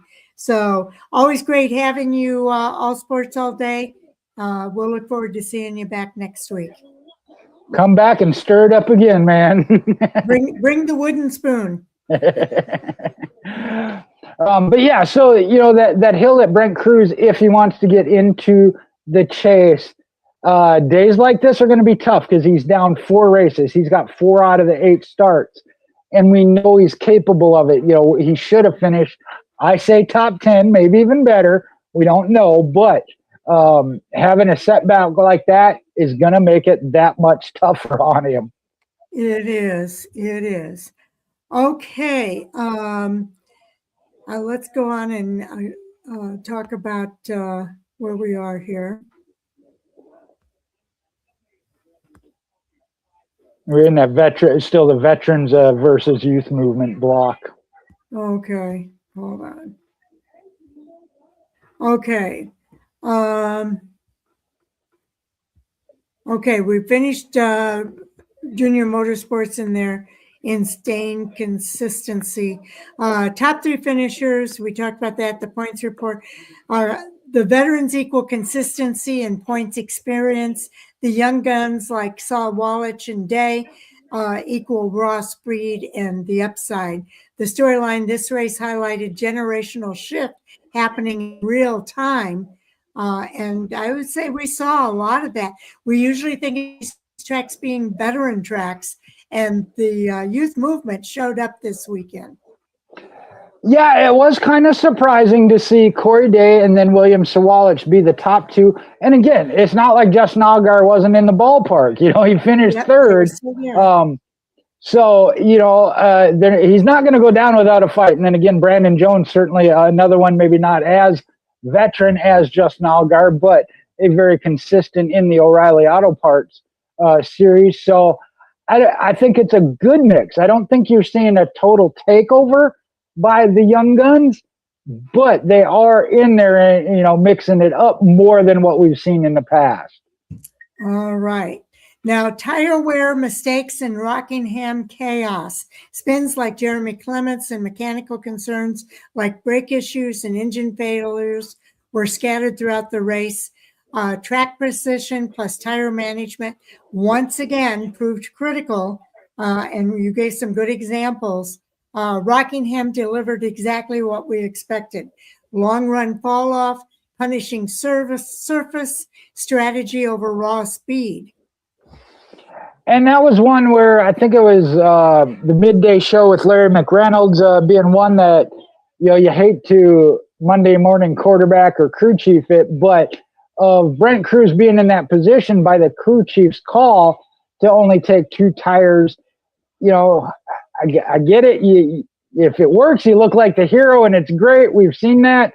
But when it doesn't, look at what you cost them, I would never want to be a crew chief. I'll say that. Yeah, it's a pressure packed job for sure. I'm going to put the controversy sign up again. I heard this conversation on Sirius XM as well. Hunter says they don't race at Rockingham often. They should have a Cup Series race there. I've heard both sides of this story, Jay. What are your thoughts? What do you take away? I mean, that's the tough question. Yes, I would absolutely love to see the Cup Series there. Just like we saw them return at North Wilkesboro. But that means something's got to go away of that. I think that ideally it would be cool to see what we call the rotation. We haven't seen Road America come back. We're seeing Chicagoland come back of race there for 2-3 years, go away, give it to another track for 2 or 3 years, come back. So, yeah, I feel they do deserve it. I think it's a worthy track. I think the biggest thing, as long as the fans continue to show up and support it. And we've heard that when it comes to Iowa Speedway, right? That's what really drives this. Okay. Now, the other side of that coin, though, if I may, and I'm just playing the devil's advocate here, is that it's kind of nice, though, when you see the O'Reilly Series and the ARCA Menard Series having their standalone weekend where they get all of the attention and they don't have to compete with the stars of the Cup Series. So the Cup Series got a week off. They could either continue to work during that time or they could take a vacation. But I'm surprised we didn't see Cup Series drivers come to Rockingham, which tells me that they were looking forward to having the week off. I think it was good for the O'Reilly Series to have their standalone weekend, and maybe they can rotate that to the point that you're making, Jay. Maybe it's Rockingham this year. Maybe they have another standalone race somewhere else down the road. But do I think it would be nice to have Cup Series race here at some point? Absolutely. I'd love to see the Cup Series back here. Whether or not they can handle doing all 3 series on the same weekend may be part of the logistical challenge there. A couple of things you mentioned there. I'm guessing you listened to the morning drive. I know I heard that yeah. I knew where you got that. I was listening to that this morning. And there is a valid point to that. You mentioned not seeing the Cup drivers. Yes, it was Easter weekend. They chose not to race on Easter Sunday this weekend. But also, that is one of only 2 off weekends for the Cup Series. Even drivers like we say that we see run anything all day, every day. Ross Chastain, Kyle Larson, Kyle Busch, that is only one of 2 off weekends for the Cup Series. So, yeah, take the break. Take the break. But I do agree that it would be nice to see the Cup Series race there. Now, when you said that is one where we have seen in the past, and I'm going to use Portland just because I know there was talk at one time of the Cup Series going out that way. But when you have those races of standalones, yes, I do agree that, them getting the attention on their own and not having any Cup drivers for whatever the reason, does put a light on them. And I get that. And maybe that's what the Rockingham at this point needs to do. What I would say for the track is take what you got, maximize it. And if you're rewarded down the road, then, you move into that, like I said, like North Wilkesboro did. They got the All-Star. They took it. They turned it into a Cup event. Hunter says, I hope the San Diego race is a cool track to race. That brings a lot of excitement. Me too. I'm really looking forward to seeing how that works out because I think part of it is on the street and part of it is on the base. Then part of that. Yeah. I think they're using part of the runway like St. Petersburg did. Yes. I think that's going to be pretty cool. I'm looking forward to it for sure. Okay, let's take down our controversy sign. No, you got to put it back up. We didn't even get to the controversy, I don't think. Oh, is there another controversy coming up? Are we going to yes, Cletus McFarland next? Notable mentions and oddities. Cletus McFarland made his series debut, finishing cleanly despite limited experience. Cletus doesn't have skill, or does he? Jerry? Well, this is a tough one, and I know Kyle Petty apparently got called out, said he ate some crow.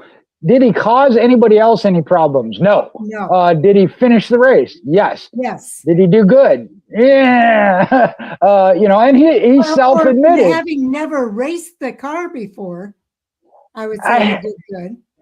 I honestly, especially after the 4th place, I get it. It's the ARCA East, a huge jump up into the O'Reilly Auto Parts. I am not saying that is not.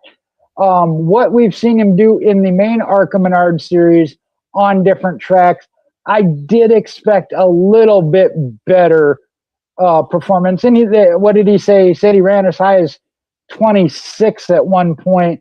That to me would have been more to not brag about. I know he was happy and thrilled with where he finished. As he said, he survived. He didn't wreck anybody else.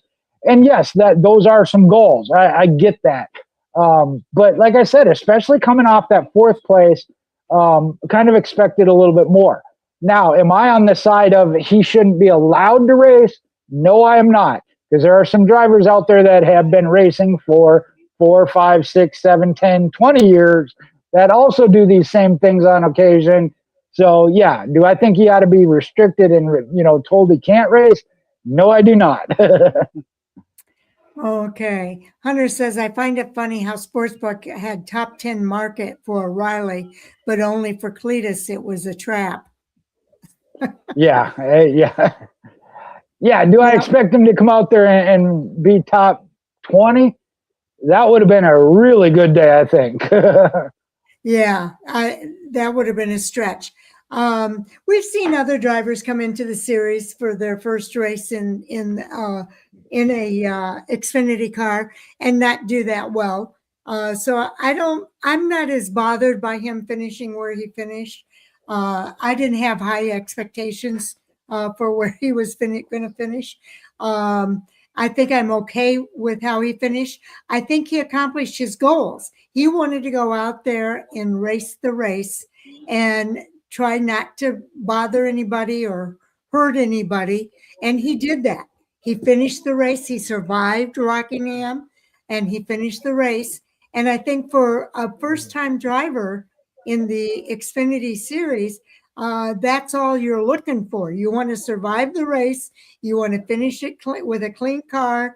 And I think he accomplished what a first-time driver would be expected to accomplish in their first race in the Xfinity Series.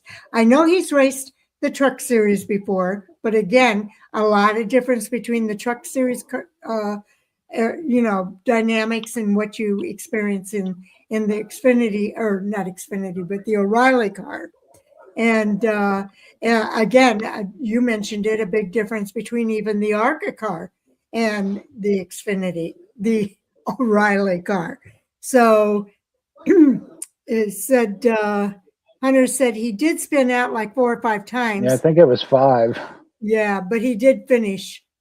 He did have some spin outs. I would say that happens. We've seen Catherine Legg have spin outs when she races in the series. So I think he did all right. I mean, is it the best? Probably not. But I think he was trying to be more controlled in what he was racing than trying to push for more. So he was in a different mode of racing, if you will, coming into this race than somebody who's coming in with more experience and is in a position that they can push for more. He's not in the position to push for more yet. If you listen to his post-race, that's actually why he spun out. Was he said, he spun out once and then he was a little timid. As he got his confidence back, got up to around 26. He said he got a little more aggressive, and that's when he lost it again.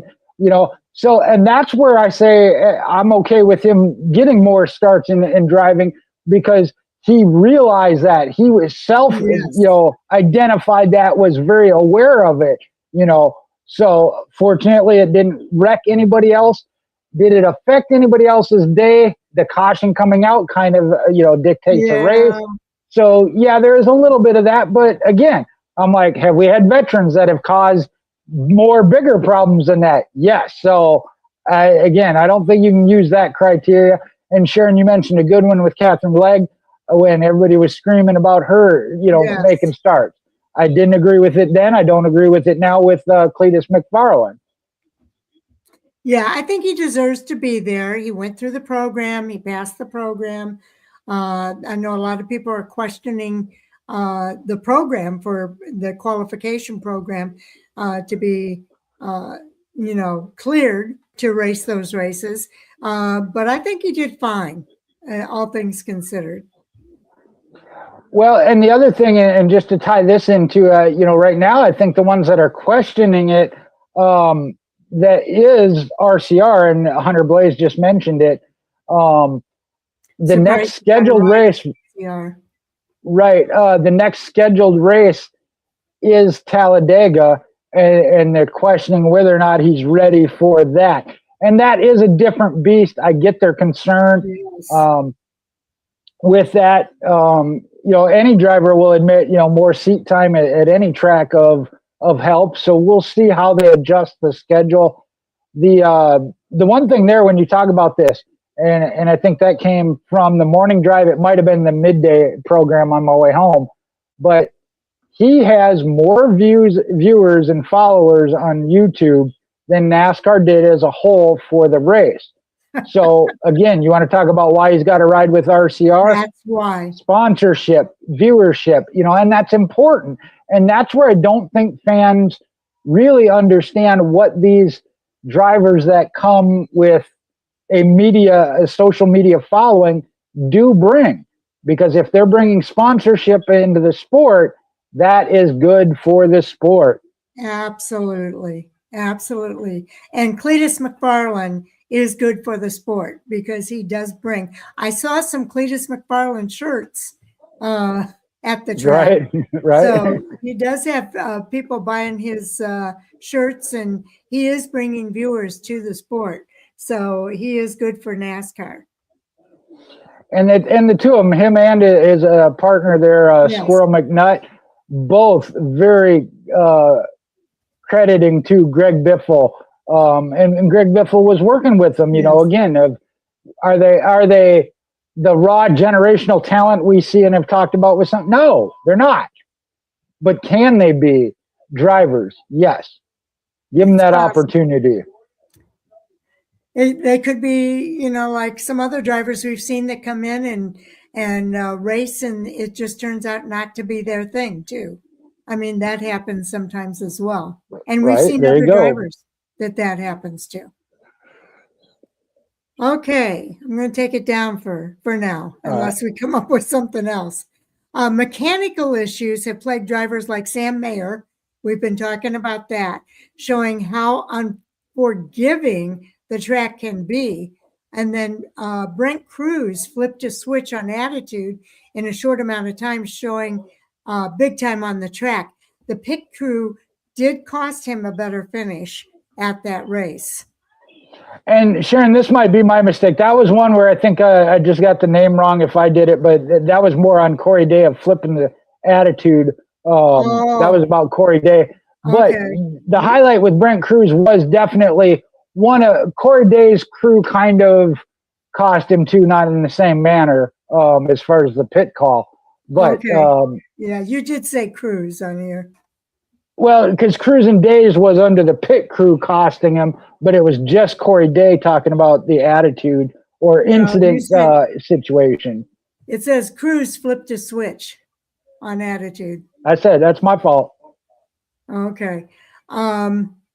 Anyway, big time on the track. So so that was Corey Day you were talking about, but the pit crew did cost him a better finish there as well. That's one where that, like I said, Larry McReynolds and I think the morning drive did too, really questioning that pit call. Again, if it works, you look like a hero and whatnot. I think Brent Cruz and JGR, the way they're running right now, I don't think you got to try and get fancy. Again, he's got to get solid finishes to get himself into chase contention. So let him do that. Don't try and get him wins when, not that you're always going for the wins, but yeah, that's one where I think that was a bad call. I really do. Okay, I do think Hunter's talking about Cletus McFarlane here. He said, I did laugh watching the Nissan Ultimate race on his channel at his own track. Funny stuff. I have to check that out. I have not watched his channel yet, and I need to do that. I really want to do that. Yeah, I think they a commercial or something. They did show that throughout the race. They have a good time with. Yeah, they have a good time with it. Okay, here's the bottom line for Rockingham. They delivered a perfect mix of strategy, rivalry, and rising stars. A breakout win for Sawalich, a missed opportunity for Day, a feud escalating between Love and Carruth, a powerhouse staying elite in junior motorsports, and the takeaway, Martinsville was about tempers, Rockingham was about execution, and who could survive it. So any other thoughts do you have here? Oh, I do have one other hot topic. Okay, first off on these, what I really like is the momentum and how this continues when we go to Bristol. We've been talking about, some of these should have been veteran style tracks. Some of the young guns stepped up. William Sawalich getting the win, Corey Day having a dominant day, just not the finish. The feud escalating between Love and Carruth. We're going to Bristol. We're still in the short track stretch, and Bristol delivers those same type of things. A little bit different track and manner, but overall kind of the same storylines. Yep, it is going to be, definitely. All right. I don't know if I need to put the controversy thing up here again, but the additional question that comes up, and there's been a lot of people talking about this as well. Has the chase changed how drivers are racing this season?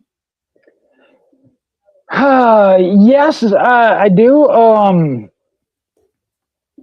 And I don't know if some of it might be of less aggression, and I hate to call out one individual driver, but Austin Dillon or Joey Logano, I had to win to get in. Mm-hmm. That doesn't guarantee you anymore. So do we see drivers maybe not be talking about Caden Honeycutt? Like I said, I felt like he showed some maturity of, I'm not going to stick it in there and wreck everybody, because even if I win, that doesn't lock me into the playoffs. And so, he gave a post-race interview too. Yeah, and there again, he is one of the stars. I think long-term down the road, we're going to see him at all levels. Yes. So yes, I do think it has changed, and we knew that. Some of it is going to be considered bad because you don't see drivers going for the win as aggressively, and they get out of the car and say, well, we had a good points day. And Kevin Harvick called that early, telling fans, I don't want to hear you complain when your driver says, oh, we had a good points day, because that is what it's about now. Yep, that's so true. And what fans forget is that they did complain about that in previous years when we had the chase. They were tired of hearing we had a good points day. Well, you're going to hear it again because we're back to the chase where points matter. Now, the one thing I will say this, especially, and I'll use Brent Cruz talking about trying to climb back in, which, may be why the crew chief, and I don't know his name, I know they gave it this morning, but made that call for him to come back from the 4-race deficit, which he does have the waiver because his was an age restriction. That might have been of, hey, we need max points that the win gives, those extra 15 points, because we're in such a hole. When we look at, and I'm going to pull the points back up here real quick, as some of these drivers get a little bit further from the cut line, I hate to use the word desperation, but absolutely need those extra 15 points of a win. We might see that aggression pick back up from the back half of the field that are trying to get in the chase. Yes. And I want to say that Brent Cruz also ran Trans Am race and had a good run in Trans Am too over the weekend. If it wasn't this weekend, it might have been another weekend. Yeah, he's one I know is getting other experience for sure, which I think is a good thing. Yes.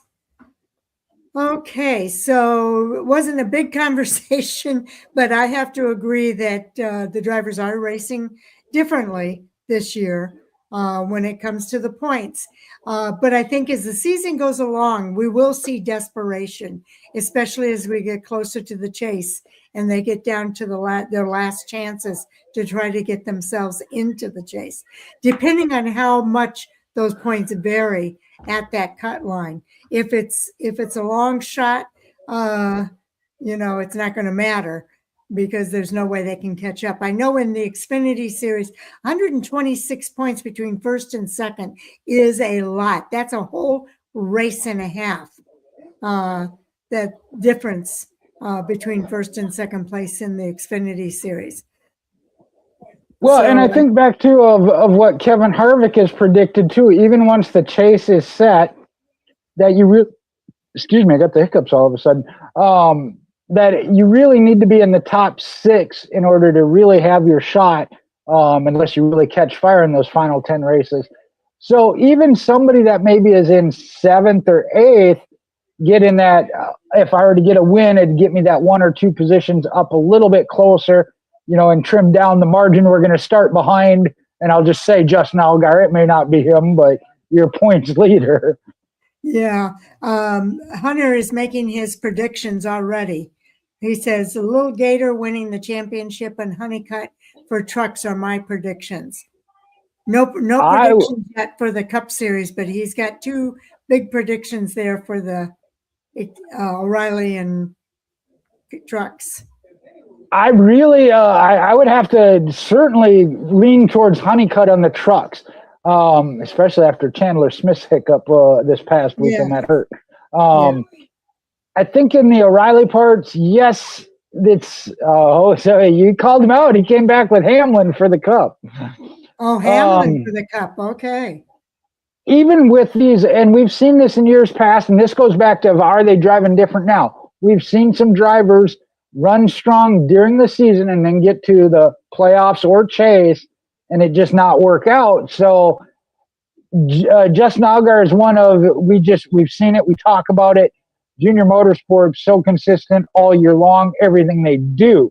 So Tyler Reddick on the Cup Series right now is the one that you see winning 3 out of the first 3 races, 4 out of 6 or how many they got now.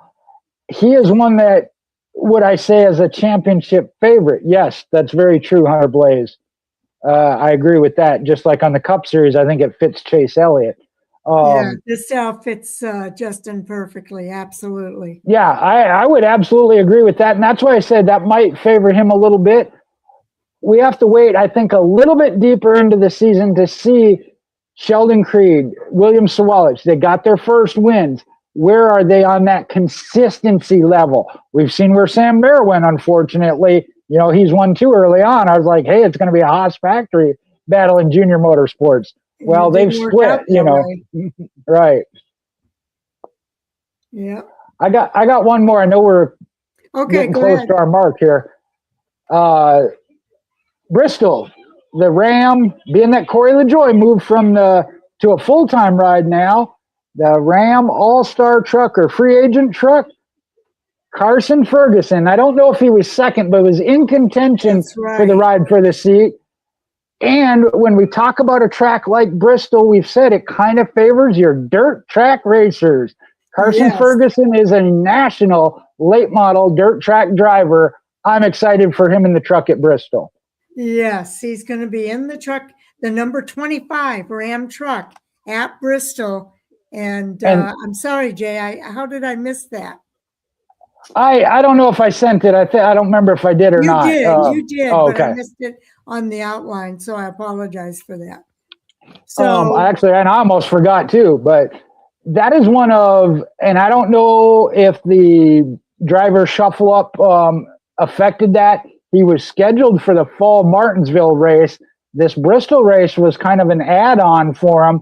So again, I don't know that he actually technically finished second in points, but I know he was in contention with Minnie Tyrell there at the end for that ride for the seat. Okay. So. And I'm a little bit biased because he is a dirt track late model driver. Yes. I don't know if he caught that or not. That's okay. We understand the bias. Okay, so that pretty much does it for our Hot Topic Sound Off and review of the racing at Rockingham this past weekend. So every Monday night, just to go through this week's watch list, every Monday night, 8:15 p.m. Central Time, we have Hot Topic Sound Off right here on Fan for Racing Radio. Then on Tuesdays, our interview day.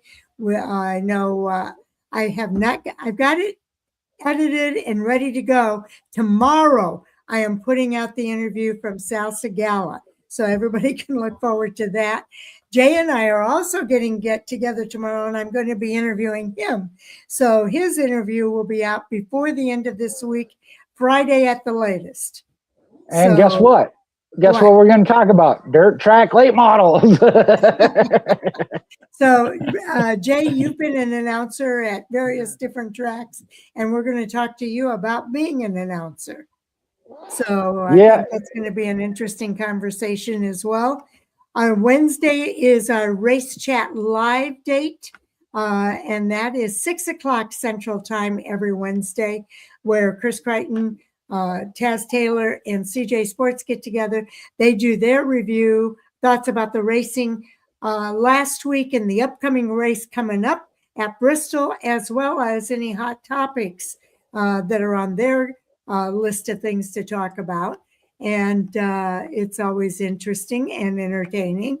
And then Jay and I get together, we do the previews, and those usually come out between Thursday and Friday, so you can watch for those. And we did not have a fantasy report last week because there was no Cup Series race this weekend, but there will be a fantasy report this week for Bristol Motor Speedway and the NASCAR Cup Series. That comes out on Fridays. So that's our schedule for the week. I hope you'll stay tuned and watch that. Before we go, I do want to say thank you to everybody for tuning in. And Jay, do you have any final comments that you want to say before I get into my... Well, no, it would actually be a part of that. Obviously, All Sports All Day have been a regular for a good year now. Hunter Blazer, appreciate you chiming in here. Again, we hope to get more and more. You've been great. Again, maybe not always agree with you. I agreed with you probably more than All Sports All Day, but like I said, he's been bumping heads with me for a good year now. But it's great to have you guys on here. We like having the varying opinions, though. Yes, there's nothing wrong with disagreeing. All right. So before we go, I just want to say, if Rockingham proved anything, this is the future. I'm sorry, let me start all over there.